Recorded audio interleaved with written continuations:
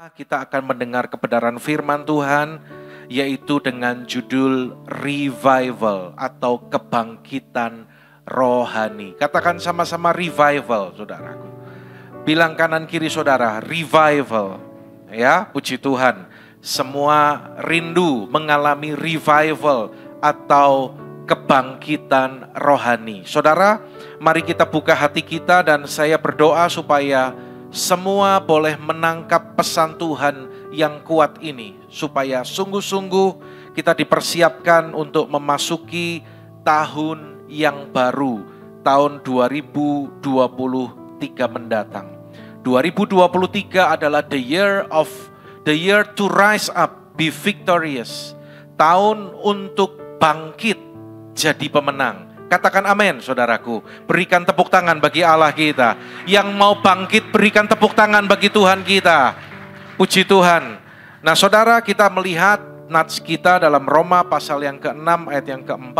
Dengan demikian kita telah dikuburkan bersama-sama dengan Dia oleh baptisan dalam kematian, supaya sama seperti Kristus telah dibangkitkan dari antara orang mati oleh kemuliaan Bapa, demikian juga kita akan hidup dalam hidup yang baru. Katakan amin. Nah, saudara, seperti Tuhan Yesus sudah dibangkitkan, demikian juga kita yang percaya kepada Dia, kita pun harus mengalami kebangkitan dalam kehidupan kita, kebangkitan dalam kerohanian kita. Kata revival berarti kebangkitan rohani. Ini adalah hal yang sangat penting, saudara. Ini yang harus menjadi tujuan dan target orang percaya, yaitu kehidupan mereka boleh alami perjumpaan dengan Tuhan. Orang yang tadinya buta rohani melihat terang Tuhan bersinar.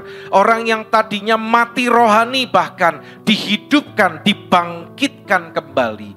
Saya mencatat dalam Alkitab ada tokoh-tokoh, yaitu orang-orang yang mengalami revival dalam kehidupannya, kebangkitan rohani mereka. Kita tahu siapa Paulus, dia yang dulu bernama Saulus, bahkan dia penganiaya orang Kristen, saudara. Suatu kali dalam perjalanan ke Damsyik, dia dijumpai oleh Tuhan Yesus, mengalami perjumpaan pribadi dengan Tuhan.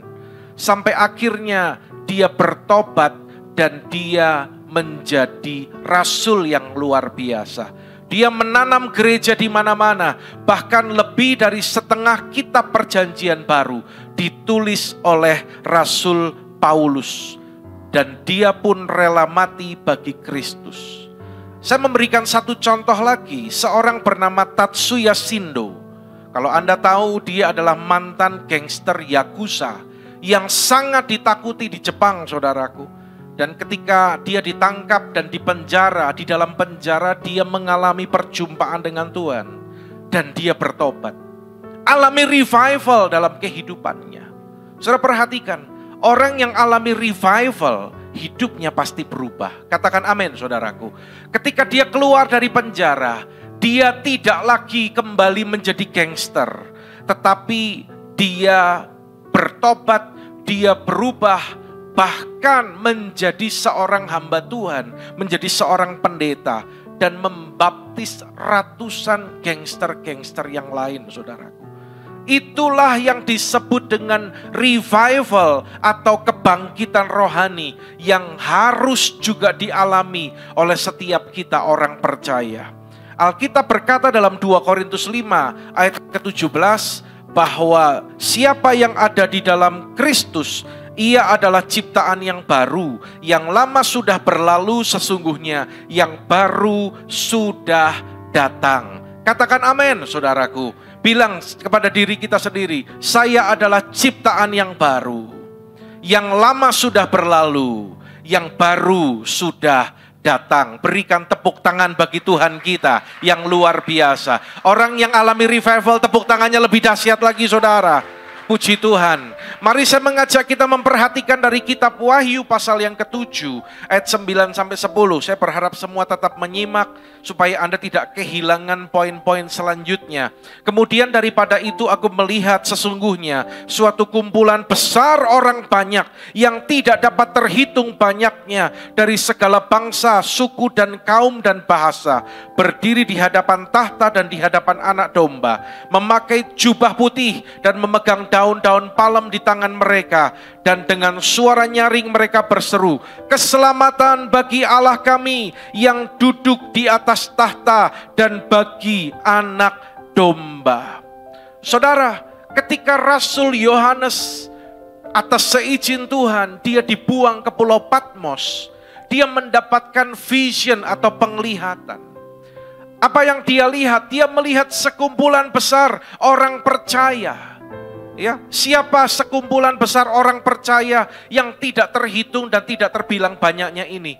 Saudara, mereka adalah orang-orang berdosa yang telah diselamatkan oleh Tuhan. Saya percaya itu termasuk saudara dan saya. Amin, saudaraku. Menunjukkan apa, saudara? Satu janji Tuhan bahwa di masa-masa terakhir ini, di era Pentakosta ketiga ini, juga akan terjadi penuaian jiwa yang terbesar dan terakhir sebelum Tuhan Yesus datang menjemput kita. Yang dilihat oleh Yohanes ini adalah orang-orang yang diselamatkan. Perhatikan baik-baik. Bukan karena perbuatan baik mereka, bukan karena mereka saleh, tetapi karena mereka mendapat kasih karunia Tuhan. Alkitab dengan jelas berkata, saudara dan saya diselamatkan, itu bukan hasil usahamu, tetapi itu pemberian Allah. Yang mengerti katakan amin, saudaraku.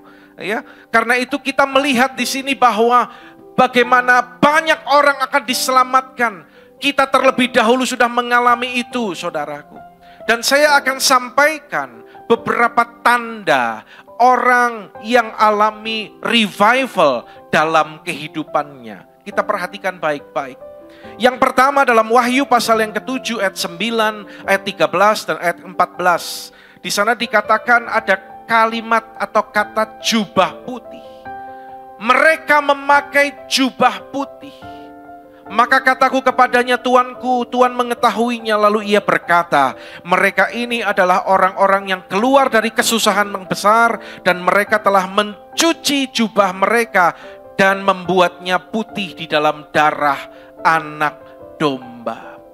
Saudara, yang pertama, ketika kita memperhatikan dalam kitab Wahyu ini, tanda orang yang alami revival dalam kehidupannya adalah hidup kudus. Katakan sama-sama, hidup kudus. Ya. Jadi ketika kita percaya kepada Tuhan Yesus, kita dibenarkan. Saudara, gereja Tuhan, kita sebagai orang percaya, kita dipanggil, diundang sebagai mempelai wanita dari Kristus Yesus untuk hadir dalam pernikahan Anak Domba. Sang mempelai pria kita adalah Kristus. Sekali lagi, kita orang percaya yang sudah diselamatkan oleh darah Yesus, kita diundang untuk datang sebagai mempelai wanita dalam perjamuan kawin Anak Domba. Mempelai prianya adalah Tuhan Yesus Kristus. Syaratnya apa, saudara? Mereka mengenakan apa? Tadi mereka mengenakan apa? Jubah. Semua mereka mengenakan apa? Jubah putih. Sebagai mempelai wanita syaratnya apa? Anda kalau lihat pengantin, ada enggak pengantin itu pakai daster, saudara? Ya, belum lama Cik Tintin, Pak Edi berbahagia karena salah satu putrinya menikah. Tinggal satu ya, Cik ya. Puji Tuhan ya. Senang ya. Didandanin yang cowok ganteng ya. Saya lihat di sosmed dan saya ucapkan selamat juga kepada mereka. Waktu itu saya ada bersama-sama mendoakan ketika apa itu ya, Cik? Lamaran ya. Wanitanya didandani cantik pakai gaun. Wah, itu gaunnya pasti tidak murah ya. Pernah enggak Anda lihat pengantin wanita pakai daster? Rambutnya masih roll-rollan, saudaraku. Syarat menjadi mempelai wanita dari Kristus Yesus adalah mengenakan jubah putih. Ya. Wahyu 19 ayat 8, perhatikan. Kepadanya dikaruniakan supaya memakai kain lenan halus yang berkilau-kilauan dan yang putih bersih. Baca sama-sama tulisan yang warna merah itu, lenan halus. 2, 3. Lenan halus itu adalah perbuatan-perbuatan yang benar dari orang-orang kudus. Saudara, kita orang berdosa diselamatkan secara status kita menjadi orang benar. Katakan amin. Tapi bukti kita diselamatkan, mari biarlah perbuatan-perbuatan benar itu boleh nyata dalam kehidupan kita. Itu merupakan bukti kalau kita sudah dikuduskan oleh darah Yesus. Seorang hamba Tuhan, dia pernah bermimpi dan dia sampaikan bahwa Yesus datang dan dia diundang untuk maju ke pelaminan dan dia mengenakan jubah putih. Tapi ketika dia berjalan ke pelaminan, dia baru menyadari jubahnya sih putih, saudara. Tetapi ada beberapa bagian itu yang kotor. Dia panik, saudara. Dia coba bersihkan itu, tetapi tidak mungkin, tidak bisa. Karena mempelai itu menunggu di pelaminan. Akhirnya dia terbangun dari mimpinya. Dia berkata, untung masih mimpi. Masih ada kesempatan untuk dia memperbaiki diri. Saudara, ini adalah kesempatan bagi kita ya untuk mempersiapkan diri mengenakan jubah putih, yaitu hidup kudus. 1 Korintus 1 ayat yang kedua, kepada jemaat Allah di Korintus, yaitu mereka yang dikuduskan dalam Kristus Yesus dan yang dipanggil menjadi orang-orang kudus. Saudara, perhatikan ada dua hal di sini. Yang pertama adalah mereka dikuduskan dalam Kristus. Itu berbicara tentang status dari orang berdosa dikuduskan menjadi orang benar. Ya. Dan yang kedua di sana yang saya berikan warna merah, dipanggil menjadi orang kudus. Ini berbicara sikap perilaku kehidupan kita, saudaraku. Filipi 2 ayat yang ke-12-13 saya sudah bahas di perjamuan kudus bulan yang lalu, yaitu kata mengerjakan keselamatan itu bagian kita, dan Allah lah yang mengerjakan itu bagian Allah. Ada bagian kita, ada bagian Tuhan. Katakan amin, saudaraku. Perhatikan ini, kata kerjakan dalam Yunaninya yaitu katergazeste. Kerjakan keselamatanmu. Ya, itu dalam bahasa Inggris adalah to accomplish. Artinya selesaikan dengan sempurna, selesaikan sampai sempurna. Saudara, jelas loh, beberapa hari waktu ini Tuhan itu terus bicara tentang kerjakan keselamatan, selesaikan itu sampai sempurna. Karena keselamatan itu bukan hanya ketika saudara dan saya selamat dan tidak dihukum di neraka, bukan selesai sampai di sana, bukan, saudaraku. Tetapi Alkitab berkata sesuai dengan Roma 8 ayat yang ke-29 bahwa keselamatan itu juga berbicara kita menjadi serupa dengan Yesus Kristus. Karena Allah lah yang mengerjakan di dalam kita. Sampai di sini yang menangkap, lambaikan tangan saudara. Tepuk tangan bagi Allah kita, saudara. Orang yang alami revival, tepuk tangannya lebih semangat lagi. Ya. Allah yang mengerjakan itu energein. Jadi rupanya energen itu ambil dari kata ini, saudara. Satu kali ada cerita, ada 2 ekor lalat di Bandara Soekarno-Hatta. Lalat Jakarta tanya ke yang satunya, lalat, kamu asalnya dari mana? 2 jam yang lalu saya masih di Bandara Juanda, kata lalat yang satunya, Surabaya. Nggak mungkin, sayap kamu kan kecil, mana mungkin 2 jam kamu terbang ke Jakarta. Nanti dulu, sayap saya memang kecil. Dan ketika saya ada di Bandara Juanda, saya melihat ada pesawat Garuda. Saya tinggal masuk ke pesawat yang besar itu, dan saya diam, pesawat besar itu terbang ke Jakarta, dan ketika landing saya turun dari pesawat. Biarin sayap saya kecil, tetapi karena pesawat yang besar itu, saya bisa sampai ke Jakarta. Dengar baik-baik saudaraku, itulah energein. Kita tidak bisa, kita tidak mampu. Tetapi ketika saudara ada di dalam Kristus dan Kristus di dalam kita, maka kuasanya yang besar itu memampukan kita. Untuk apa? Untuk hidup kudus. Ya. Untuk melakukan perbuatan baik. Untuk kita boleh menjadi serupa seperti Kristus. Pengudusan, bulan lalu juga saya sampaikan ini, yaitu sanctification. Ada posisional, yaitu darah Yesus menyucikan kita sekali untuk selama-lamanya, dari orang berdosa menjadi orang benar. Yang kedua adalah progresif. Progresif itu setiap hari kita mengerjakan bagian kita, harus ada progres, harus ada kemajuan, ya. Dan yang ketiga adalah perfected. Perfected ini apa, saudara? Yaitu ketika nanti kita di sorga, kita sudah mengalami pengudusan secara sempurna. Jadi posisional itu saat Anda dan saya lahir baru, ya. Progresif saat kini, sekarang ketika kita menjalani keselamatan, dan perfected nanti ketika kita di sorga. Seorang bapak gereja bernama Agustinus, dia pernah menyampaikan ada 4 tingkat moral manusia. Kita perhatikan ya. Yang pertama adalah bisa berdosa. Itu adalah ketika manusia, yaitu Adam, dia jatuh dalam dosa. Sebelum dia jatuh dalam dosa, kondisi manusia itu bisa berdosa. Karena Tuhan ciptakan manusia bukan seperti robot. Tuhan ciptakan dengan kehendak bebas atau free will untuk bisa menentukan mana yang benar, mana yang salah. Lalu yang kedua adalah tidak bisa tidak berdosa. Setelah manusia jatuh dalam dosa, dia tidak bisa kalau nggak berdosa. Artinya dia terbelenggu oleh dosa itu, ya. Termasuk keturunan Adam yang ada di bumi yang belum lahir baru.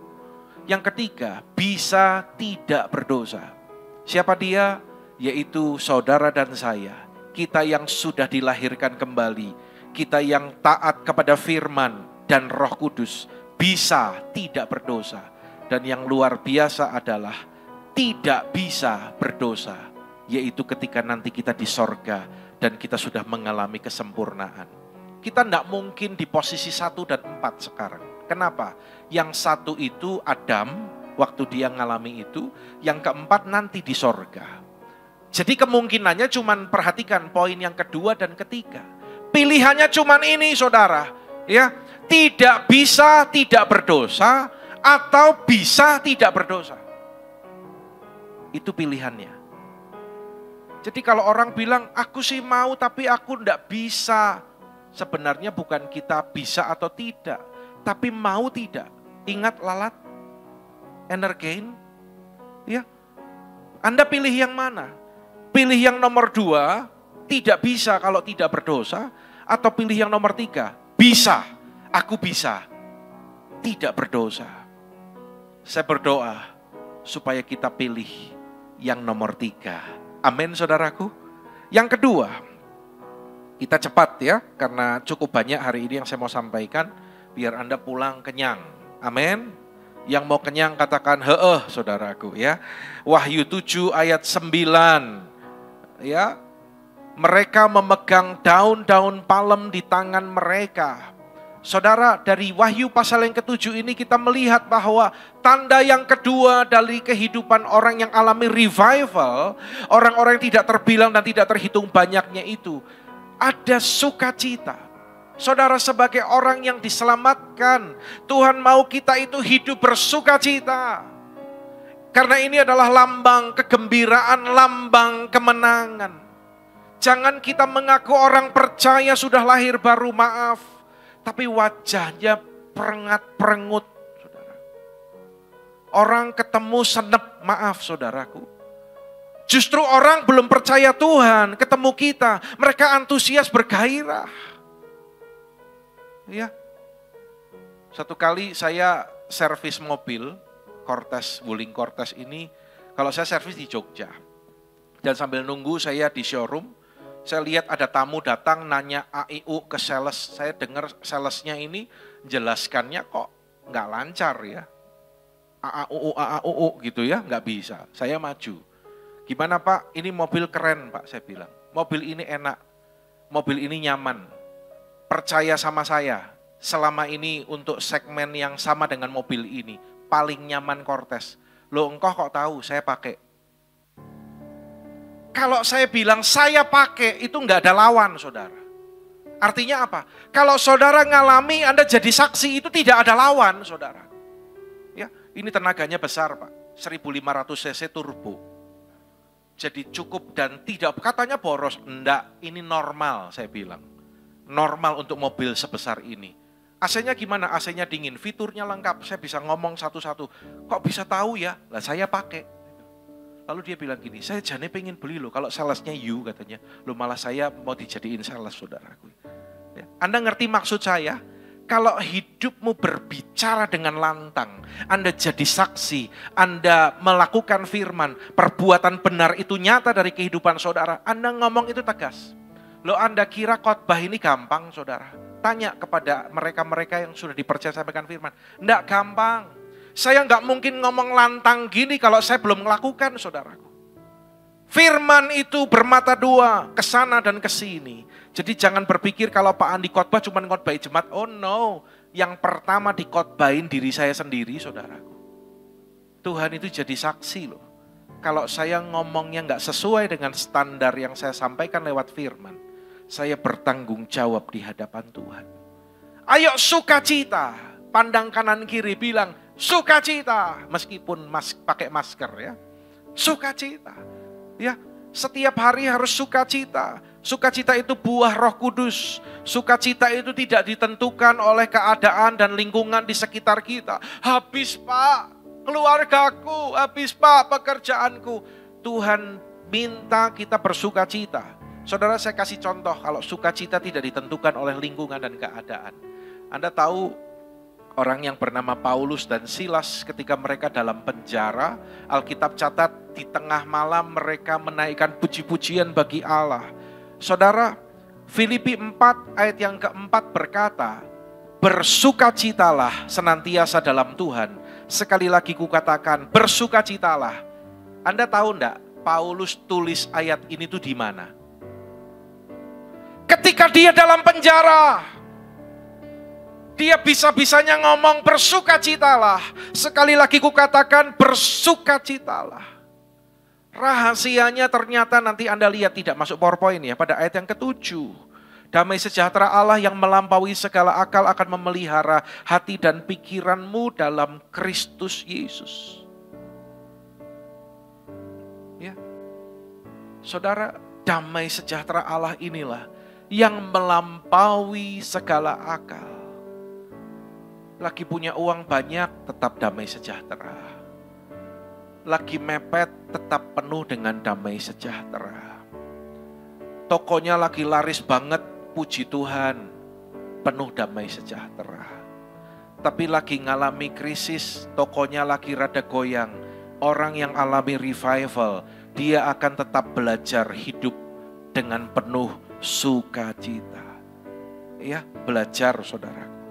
Karena nama kita sudah tercatat. Yesus bilang ke murid-muridnya, kamu bersukacita itu jangan karena iblis itu takut sama kamu, tapi kamu bersukacita karena namamu tercatat di sorga. Ini kita ngomong ya, tapi tangkap dengan konteks yang benar loh ya, tidak boleh dipelintir. Saya mau tanya, masalah yang kita alami di dunia, saya mau tanya dulu. Sepakat enggak kalau di dunia ini sementara tapi nanti kita akan pulang ke sorga? Yang sepakat katakan amin. Kalau yang amin berarti siap masuk sorga saudara. Kalau yang enggak amin berarti Anda memang betah di dunia ini. Kalau saya enggak betah, siapa yang betah angkat tangan? Hah? Oh enggak ada yang angkat tangan ya. Saudara, masalah di dunia ini, pergumulan, pekerjaan, krisis, sakit, saya mau nanya, ujung-ujungnya, pol-polnya itu apa? Di dunia ini pol-polnya itu apa? Mati. Lah kalau orang percaya mati kemana? Anda jangan ragu-ragu dong. Ini lagi ngajari Anda jadi orang alami revival nih. Kalau orang percaya yang sudah ditebus oleh darah Yesus mati kemana? Cuman cilukba kok. Merem di dunia, melek di sorga, saudara. Ya toh? Loh, kita harus berpikir demikian sesuai firman. Bukan berarti kita itu pengen cepat mati, bukan. Ya, kalau orang ngalami masalah banyak, berat, alami pergumulan, atau lagi utangnya banyak, kadang tanpa sadar, lebih baik aku mati, nanti dulu, mati siap gak? Gitu kan. Tapi saya ajarkan bahwa seberat-beratnya masalah kita, tenang, ujung-ujungnya itu sorga, kalau Anda setia. Jadi kalau punya istri mandan cerewet, bersyukurlah Anda masih punya istri, amin. Daripada tidak punya istri. Wah, ada yang amin, saudaraku. Kalau punya anak-anak gak nurut, nakal, masih nakal, bilang, aku mengucap syukur Tuhan, bersyukur mending aku punya anak. Ada orang yang belum dikaruniai anak. Ya. Aku cuman punyanya motor, Wonosobo sering hujan, bersyukur Anda punya motor. Ada orang yang kemana-mana itu gak punya kendaraan. Segala hal itu sebenarnya bisa untuk kita mengucap syukur dan bersuka cita. Yang mengerti, yang mau bersuka cita katakan amin. Tepuk tangan lagi yang dahsyat. Orang yang alami revival, tepuk tangannya lebih dari ini. Puji Tuhan. Yang ketiga, ayat yang ke-11, 12. Orang yang alami revival, hidup dalam kerendahan hati. Mereka tersungkur di hadapan tahta dan menyembah Allah. Mereka adalah makhluk sorgawi, saudaraku. Ya, semuanya tersungkur di hadapan tahta. Enggak ada yang merasa hebat, enggak ada yang berkata, tuh aku kan lebih jago dari kamu, aku lebih ciamik dari kamu kan, pelayananku lebih bagus. Enggak, semuanya tersungkur, semuanya melemparkan mahkota itu kepada Allah, Raja di atas segala raja. Demikian juga sikap yang dimiliki oleh Tuhan Yesus yang kita sembah. Dia lemah lembut dan rendah hati. Nanti Anda baca dalam Filipi 2 ayat 6 sampai ayat yang ke-8. Walaupun dalam rupa Allah tidak menganggap kesetaraan dengan Allah sebagai milik yang harus dipertahankan, melainkan telah mengosongkan dirinya, mengambil rupa seorang hamba dan menjadi sama dengan manusia. Dalam keadaannya sebagai manusia, ia telah merendahkan dirinya dan taat sampai mati di kayu salib. Kalau kita merendahkan diri, memang kita manusia. Tapi kalau Yesus dalam rupa Allah, dia turun menjadi manusia. Perhatikan, dia turun tahta, saudara. Mengosongkan dirinya dan taat sampai mati. Ini satu teladan yang luar biasa. Ya, kalau Anda nanti baca dalam Matius, di sana dikatakan berbahagialah orang yang miskin di hadapan Allah. Dalam bahasa aslinya, terjemahan aslinya itu, terjemahan lama itu, miskin di hadapan Allah itu adalah orang yang rendah hatinya. Ini poin pertama dari khotbah Yesus di bukit. Ya. Yakobus 4 ayat yang ke-6. Baca sama-sama dengan keras. 2, 3. Tetapi kasih karunia yang dianugerahkan kepada kita lebih besar daripada itu. Karena itu ia katakan apa? Allah menentang orang yang congkak tetapi mengasihani orang yang rendah hati. Saudara, mari kita belajar. Kalau Anda pinter, jangan sombong. Kalau Anda kaya, jangan sombong, saudara. Jangan mentang-mentang kita punya uang, kita itu sombong. Kita nggak bisa dinasehati, kita nggak bisa ditegur. Tuhan nggak suka dengan orang sombong. Alkitab katakan Tuhan menentang orang yang congkak. Mari kita semua belajar untuk hidup dalam kerendahan hati, saudara. Rendah hati itu enggak selalu naik jalan bungkuk-bungkuk gitu, enggak. Ya, rendah hati itu bukan naik ngomong itu halus, kayak wong Solo. Wah, ada wong Solo di sini, saudaraku. Rendah hati itu berbicara sikap hati, saudara. Biarin orangnya kalau ngomong suaranya keras kayak saya. Tetapi ketika Tuhan tegur, ketika saya berdoa, dengar firman. Ketika Bapak Rohani, ingat Anda punya Bapak Rohani, punya gembala, saya juga punya pemimpin. Ketika saya ditegur Tuhan, apakah saya segera bertobat dan ya Tuhan. Kita gampang ndak nangis ketika kita ditegur Tuhan. Apa ketika firman datang, duduk gonyong. Nggo kayak ki nggo DE gitu kan. Ya. Ki buat Pak Eko nih firman, buat Pak Eko. Ya. Firman itu ya buat saya, buat Pak Eko, buat Pak Rudi, buat Pak Afu, buat Pak Tomo, ya, buat Om Joni, buat semua kita di tempat ini. Karena kita adalah orang-orang yang mau belajar untuk rendah hati. Hati-hati ya saudara, kalau orang sombong, digoyang sedikit aja otaknya bisa konslet. Anda pernah bacakan di Alkitab, ketika Raja Nebukadnezar sombong. Dia berkata, aku bisa mendirikan Babel. Dia sombong. Tuhan sentuh sedikit, konslet jadi edan, saudara. Ya, selama berapa? 7 tahun ya. Dia mengembara kayak binatang. Makannya rumput. Anda bisa bayangkan ya. Sampai akhirnya dia itu bertobat. Saya berdoa jangan sampai ada yang harus ditegur Tuhan dulu, baru mau ndelosor, mau merendahkan hati. Ketika dengar firman, ya Tuhan, aku mau rendah hati.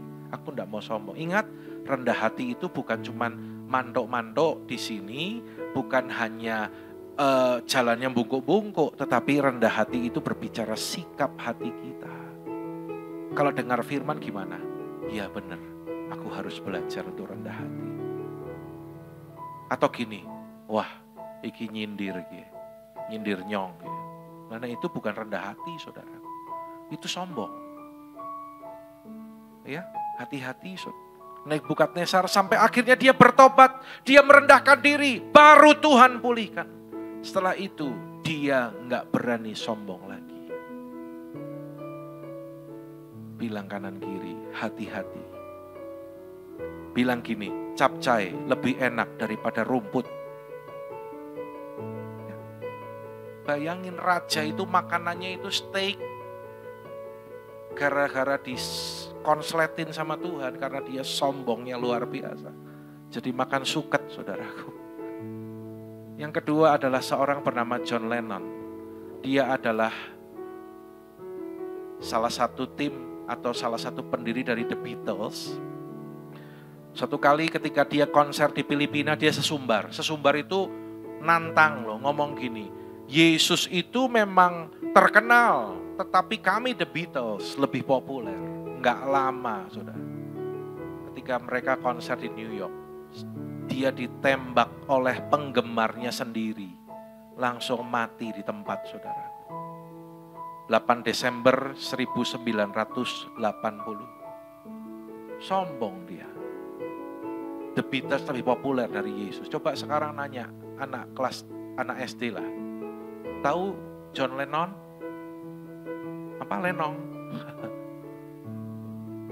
Tapi Anda tanya anak kelas 2 SD. Kenal Yesus? Oh tahu Tuhan Yesus yang mati di salib. Ternyata memang Tuhan Yesus di atas segala-galanya. Tepuk tangan bagi Allah kita. Nggak boleh som. Sepakat? Ingat, rendah hati itu bukan mandok-mandok, bukan bungkuk-bungkuk. Bukan di depan Pak Andi, tapi di belakang, gitu. Nggak boleh, kita harus hidup apa adanya. Jangan apa adanya. Jangan ada apanya. Hidupnya apa adanya, jangan ada apanya, saudaraku. Kita sama-sama berproses, kita sama-sama disempurnakan oleh Tuhan. Mari saudara, ya. Kalau dengar sesuatu, ayo cross check, tanyakan. Kalau Anda dengar temanmu mungkin berkata-kata tidak baik, Anda dengar dari orang lain gitu ya. Tanya, kok aku dengar dari dia, kamu ngomong gitu ya tentang aku, bener enggak?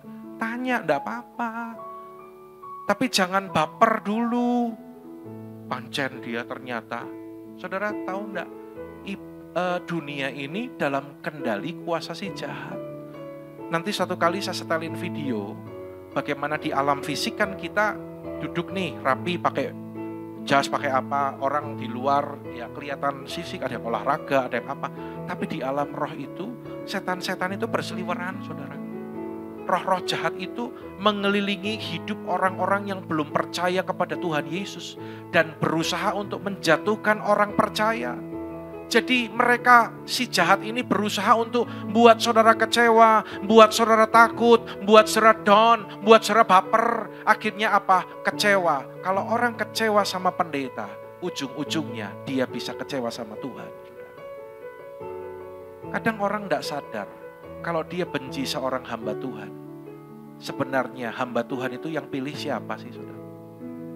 Memang saya katakan ada hamba Tuhan yang benar, ada yang tidak.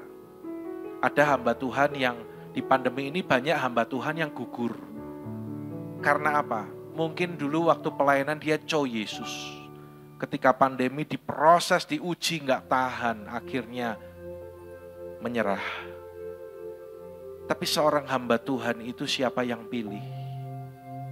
Kalau kita nggak suka, kalau kita melawan seorang hamba Tuhan, saya punya prinsip gini. Saya dulu punya bapak rohani almarhum Pak Ruby ya.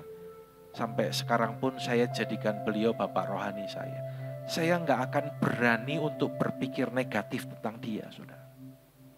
Meskipun nggak sempurna, meskipun kadang Pak Ruby juga kata-katanya ada yang nggak pas buat saya, tetapi saya nggak berani berpikir negatif, apalagi menghakimi beliau. Kenapa? Saya tahu bukan Pak Ruby-nya, tetapi yang di atas Pak Ruby itu siapa? Otoritas Tuhan. Kenapa Tuhan senang dengan orang yang menundukkan diri? KKR kemarin, ya, salah satunya Fuwei kemarin dapat nubuatan yang luar biasa. Dan kuncinya Tuhan katakan lewat hamba Tuhan yang melayani, Pastor Joshua Paul, engkau akan diangkat, engkau akan dipercaya hal yang besar. Kuncinya adalah apa? Penundukan diri. Orang yang menundukkan diri kepada otoritas, kepada gembala kul, kepada pemimpin, tandanya ia sedang menundukkan diri kepada Tuhan.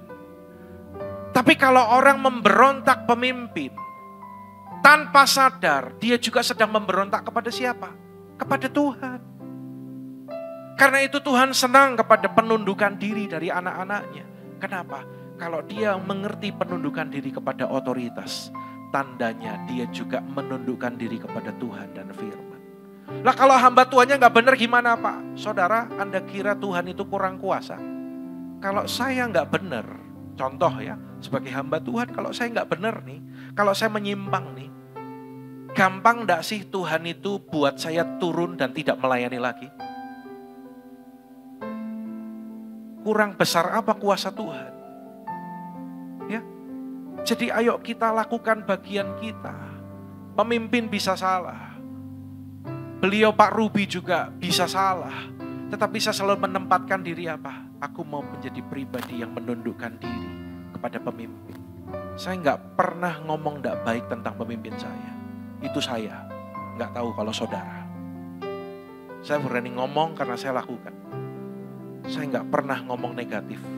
Apalagi kumpul sama teman-teman, oh, memang Pak Ruby itu gini. Nggak pernah, saudara. Ya, ayo kita belajar. Dan yang keempat, waktunya cepat sekali ya. Udah selesai nih harusnya. Waktunya udah habis. Mau selesai apa mau lanjut? Yang benar. Biasanya kesusu pulang. Hah? Sampai kalau Pak Gembala mau ketemu, aduh ini Pak maaf saya kesusu Pak, kesusu. Kalau minggu ibadah itu jangan kesusu. Masa Senin sampai Sabtu masih kurang, Tuhan kasih waktu Anda bekerja, Anda punya kegiatan sendiri. Minggu itu waktu apa? Waktu refreshing Pak, healing. Waktu liburan, no. Hari Sabat itu waktu yang utama untuk ibadah dan melayani Tuhan. Healing, refreshing itu nomor 2, nomor 3. Karena itu jangan kuale. Jangan sampai minggu bisa healing, bisa refreshing, tetapi ibadahnya ditinggalkan. Bukan tidak boleh, boleh. Tapi jangan tinggalkan ibadah. Titik, bukan koma, saudara. Yang nomor 4. Terus dikit ya, minta waktu dikit ya. Semoga saya tidak melebihi waktu khotbahnya Cilinda ini ya. Oke. Wahyu 7 ayat yang 11 dan 12. Semua malaikat berdiri menghuni tahta dan tua-tua keempat makhluk itu mereka tersungkur. Kembali saya garis bawahi kata tersungkur dan di bawah itu ada kata menyembah Allah. Jadi ciri yang keempat, tanda orang yang alami revival dalam kehidupannya. Yang pertama tadi dia akan hidup kudus. Yang kedua dia akan hidup dalam sukacita. Yang ketiga dia hidup dalam kerendahan hati. Dan yang keempat apa? Sama-sama 2, 3 hidup menyembah Allah. Tersungkur bukan hanya sikap tetapi bukan hanya sikap rendah hati, tetapi tersungkur berbicara tentang worship, hidup yang menyembah Allah. Dalam Wahyu pasal yang ke-7 ayat 15, orang kudus menyembah Allah siang dan malam. Ya, artinya ada korban yang terus dinaikkan siang dan malam sepanjang waktu. Anda sebagai ibu rumah tangga, jadilah ibu rumah tangga yang menyembah Tuhan, yang memuliakan Tuhan. Katakan amin ibu-ibu. Ya, kalau Anda jadi dokter, jadilah dokter yang memuliakan Tuhan. Anda seorang pengusaha, pebisnis, jadilah pengusaha yang memuliakan Tuhan. Amsal pasal yang ketiga berkata, muliakanlah Tuhan dengan hartamu. Jadi ketika engkau mengakui semuanya berasal dari Tuhan, maka Tuhan dimuliakan atas kehidupan saudara dan saya. Beberapa minggu atau bulan yang lalu saya lupa, saya tanya ke siapa ya, kalau nggak salah ke Cilinda apa ya. Dia punya kesaksian bagaimana Tuhan ajar dia untuk mengembalikan persepuluhan milik Tuhan.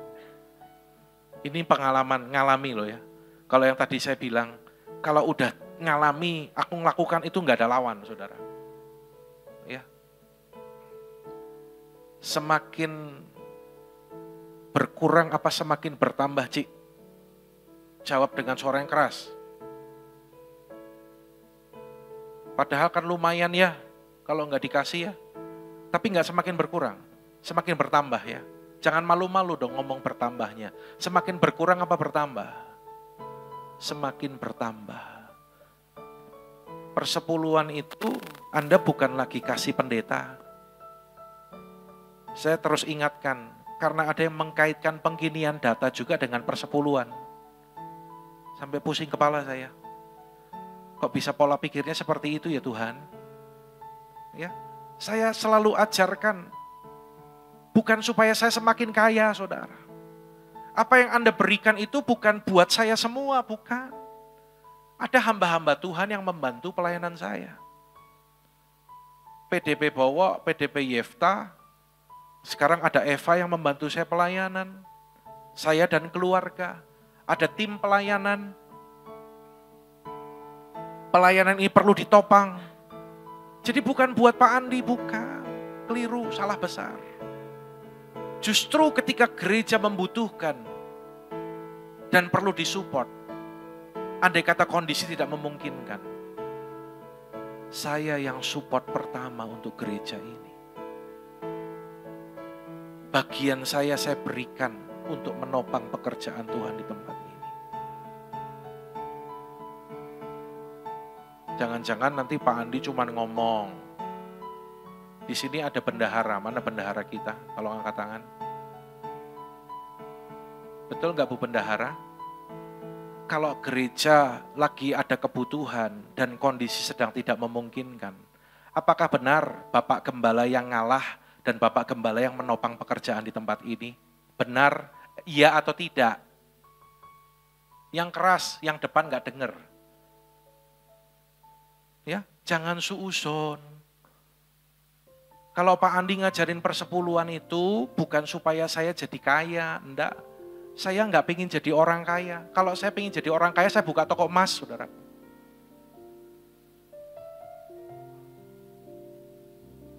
Biarin sana toko agung, saya toko emas Timotius.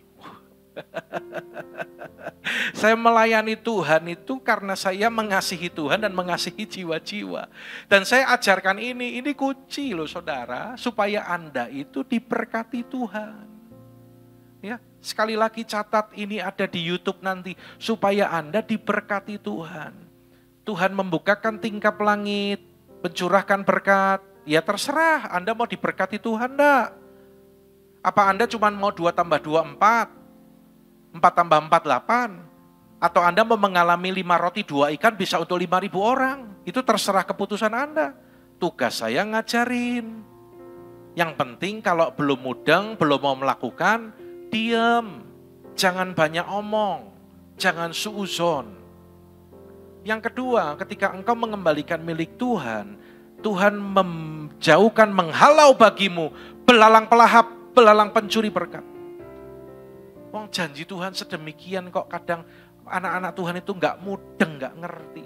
Ini kurang Pak, gimana saya kembalikan? Justru kamu mau alami mujizat nggak dalam hidupmu? Cara Tuhan itu seperti itu. Jangan ngeyel pakai caramu. Saya pernah nasihati orang yang hidupnya dalam pergumulan. Ya, jadi Pak Andi ngajari ke semua, bukan hanya kepada pengusaha, kepada orang kaya, enggak, semua. Kamu alami pergumulan kan, mau alami mujizat kan, lakukan firman Tuhan, saya bilang gitu. Saya konsisten saudaraku. Ya, ayo kita memuliakan Tuhan. Karena orang-orang yang berkumpul tadi adalah orang-orang yang menyembah Tuhan. Dan misi di bumi ini akan menghasilkan penuaian jiwa. Penuaian jiwa akan membuat penyembah-penyembah semakin bertambah di sorga. Yang mengerti katakan amin saudaraku. Karena itu misi dilakukan, banyak orang bertobat dan banyak orang diselamatkan. Banyak penyembah-penyembah di sorga. Amanat Yesus itu lahir dalam situasi penyembahan. Ketika ada orang-orang menyembah. Dan Yesus berkata, bagi orang-orang yang menyembah itu, pergi jadikan semua bangsa muridku. Jadi kepada orang yang menyembah itulah Yesus berkata demikian. Jadi penyembah sejati itu bukan hanya orang yang pintar nyanyi dan bisa menyembah dengan suaranya. Tetapi penyembah sejati adalah orang yang melakukan amanat agung. Yaitu memberitakan Injil. Yang terakhir, saya akan selesai. Tanda yang kelima, orang yang mengalami revival dalam kehidupannya. Baca sama-sama, 2, 3. Hidup setia kepada Kristus. Orang-orang yang keluar dari kesusahan yang besar. Melalui kesusahan yang besar itu artinya apa? Rela menderita. Pikul salib, Filipi 1:29. Kepada kamu dikaruniakan bukan saja untuk percaya, melainkan juga untuk menderita untuk Dia. Jadi jangan takut kepada apa yang kita akan alami. Wahyu 2 ayat 10 ya, catat nanti Anda boleh baca. Karena iblis melemparkan beberapa orang dari antaramu ke dalam penjara supaya dicobai dan kamu beroleh kesusahan selama 10 hari. Hendaklah engkau setia sampai mati dan aku akan mengaruniakan kepadamu mahkota kehidupan. Dengan cepat saya tutup di sini. Janji bagi orang yang alami revival dalam kehidupannya. Saudara lihat nanti, baca lebih teliti dalam Wahyu pasal yang ke-7. 15-17 semuanya ada di sana, ya. Saudara, yang akan dialami apa? Ini semuanya dari 15 sampai ayat yang ke-17. Tuhan bentangkan kemahnya, artinya Tuhan siapkan bagi kita rumah di sorga. Tidak lapar dan tidak haus lagi, ini berbicara penyediaan Allah. Ya, terlindung dari panas terik matahari, ini berbicara apa? Proteksi dan perlindungan Tuhan. Hari-hari ini kita perlu proteksi dan perlindungan Tuhan. Resesi ekonomi di depan mata, tetapi Tuhan janji gini, anak-anak Tuhan yang setia, yang melakukan firman, ada di kerajaan yang tidak tergoncangkan. Yang percaya katakan amin. Saudara, Tuhan menggembalakan, artinya apa? Ada pimpinan, ada tuntunan. Dan Tuhan menuntun ke mata air hidup, artinya ada kesegaran dalam kehidupan kita. Ada pengurapan yang baru. Hapus air mata, artinya apa? Ada sukacita kekal. Dan yang luar biasa. Kita akan bersama Dia selamanya. Katakan amin. Tepuk tangan bagi Allah kita.